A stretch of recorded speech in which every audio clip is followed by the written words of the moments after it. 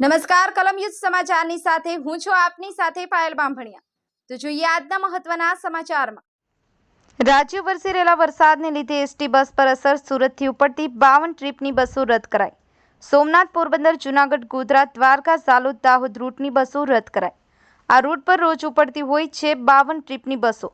19 જેટલા રૂટની વરસાદની અસર બસો રદ કરાતા સુરતમાં 1000થી મુસાફરો અટવાયા। કલમ યુદ્ધ સમાચાર, સુરત।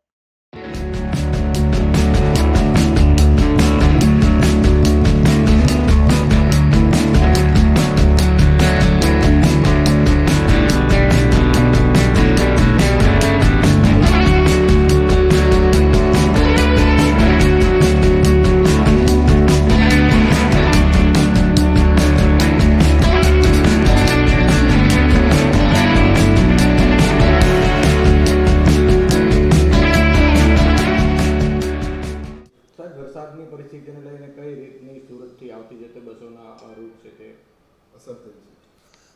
સુરત વિભાગમાં અત્યારે હાલના વરસાદના લીધે 52 ટ્રીપો ટોટલી કેન્સલ થઈ છે અને 19 રૂટો અફેક્ટેડ થયા છે, જેમાં સૌરાષ્ટ્ર તરફના સોમનાથ, પોરબંદર, પછી આપણે જામનગર છે, ભુજ છે, તે સૌરાષ્ટ્ર તરફનું, તેમજ આપણે દાહોદ, ગોધરા, લુણાવાડા તરફનું સંચાલન હાલ પૂરતું બંધ છે અને વડોદરા સિટીની અંદર પાણી આવી જવાથી વડોદરા બાયપાસનું અમદાવાદનું સર્વિસ ચાલુ છે અત્યારે હાલમાં।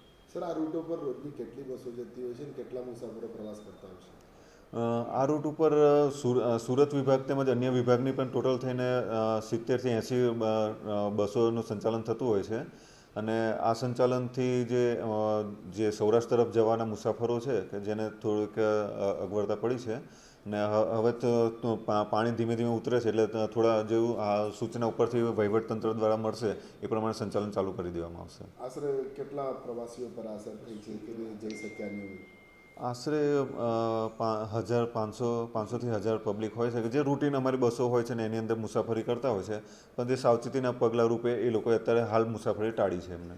છેલ્લા 3 દિવસમાં કેટલી ટ્રીપ રદ થઈ હશે અંદાજિત ટોટલ આજની 52 છે, કાલે 19 હતી, એવી રીતના થઈને ટોટલ 80થી 90 ટ્રીપો કેન્સલ થઈ છે છેલ્લા 3 દિવસમાં।